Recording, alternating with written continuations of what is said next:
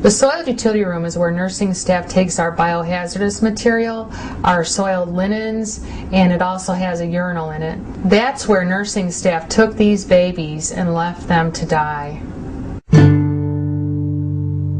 I actually wasn't talking about abortion.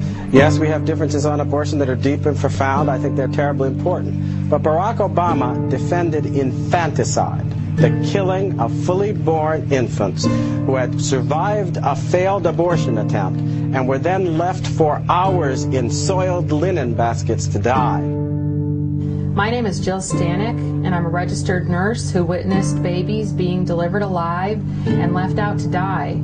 And because of my experience, I was asked to testify on the national level before a U.S. House committee and on various state committees. Christ Hospital, and we now know other hospitals and abortion clinics around the country, are involved in an abortion procedure called induced labor abortion. And for this method of abortion, the abortionist inserts a medication into the birth canal of the mom and induces premature labor.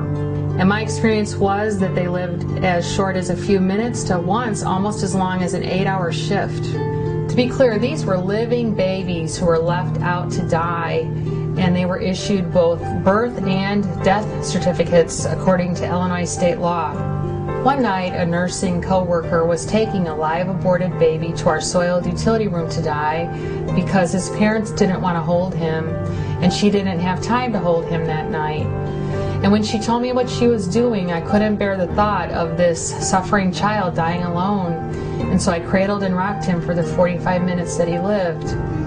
He had Down syndrome and was between 21 and 22 weeks old.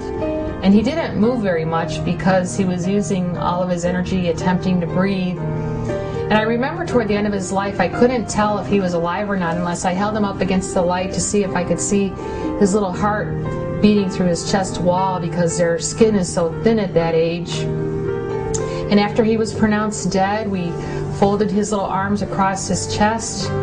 We tied them together with a little string, and I wrapped him in a shroud and took him to the morgue where we took all of our other dead patients. Steve and Pam will tell you that we fought together in the Illinois State Senate against restrictive choice legislation, laws just like the federal abortion laws. When I testified before an Illinois State Senate committee about my experience, Barack Obama was unmoved and actually opposed the Born Alive Infant Protection Act, which was legislation designed to stop this barbaric practice of leaving delivered babies out to die. Barack Obama says that he's all about change and forging a new path.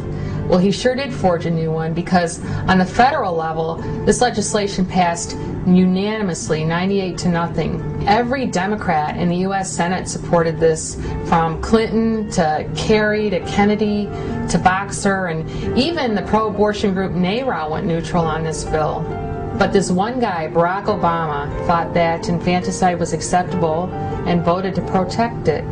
Some people have said that Barack Obama was uninformed or may not have fully understood the implications of this bill, but he voted against it 3 times.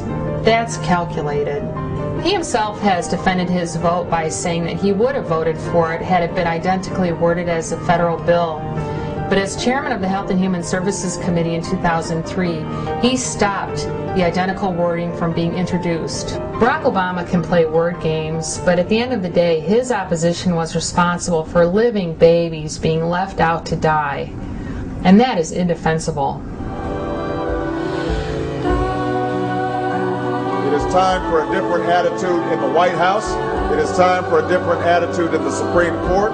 It is time to turn the page and write a new chapter in American history.